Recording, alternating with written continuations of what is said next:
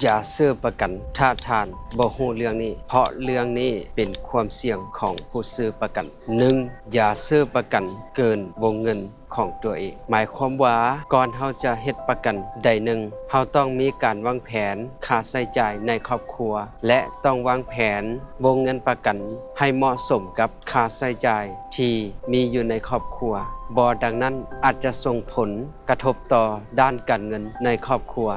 2. อย่าซื้อประกันโดยบ่เข้าใจหมายความว่าก่อนเฮาจะเฮ็ดประกันใดหนึ่งเฮาต้องศึกษาให้เข้าใจ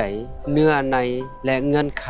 ของประกันว่าเฮาซื้อประกันไปแล้วเฮาจะได้รับการคุ้มครองด้านใดและมีเงื่อนไขใดจึงจะได้รับการคุ้มครองอย่าซื้อเพราะว่าตัวแทนประกันมาแนะนำให้ซื้อแต่ให้ซื้อประกันด้วยความเข้าใจตนเอง 3. อย่าซื้อประกัน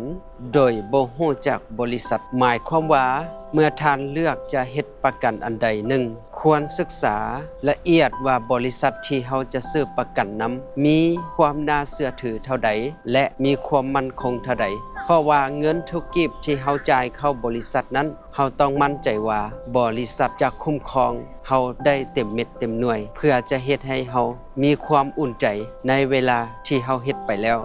4. อย่าซื้อประกันออนไลน์กับคนที่ท่านบ่ฮู้จักเพราะสังคมออนไลน์ปัจจุบันมีมิจฉาชีพและคนหลอกลวงหลายฉะนั้นการซื้อประกันทางออนไลน์โดยที่เฮาบ่ฮู้จักอาจเป็นเหยื่อของมิจฉาชีพและเงินที่เฮาจ่ายไปนั้นจะจ่ายทิ่มไปซื่อๆดังนั้นถ้าจำเป็นต้องเฮ็ดผ่านออนไลน์ควรซื้อประกันนำตัวแทนบุคคลที่น่าเชื่อถือและท่านฮู้จักยิ่งเป็นกันดีเพราะว่าท่านจะได้ใช้โอกาสนี้ได้ศึกษาเรียนรู้กับตัวแทนและได้วางแผนละเอียดเพื่อให้สอดคล้องกับความจำเป็นและความเสี่ยงที่เฮามีในครอบครัวได้ถูกต้องถ้าท่านอยากรู้เรื่องใดกรุณาคอมเมนต์ใต้คลิปนี้ได้ข้าพเจ้าจะนำเอาความรู้ดีๆแบบนี้แบ่งปันให้กับท่านขอขอบใจ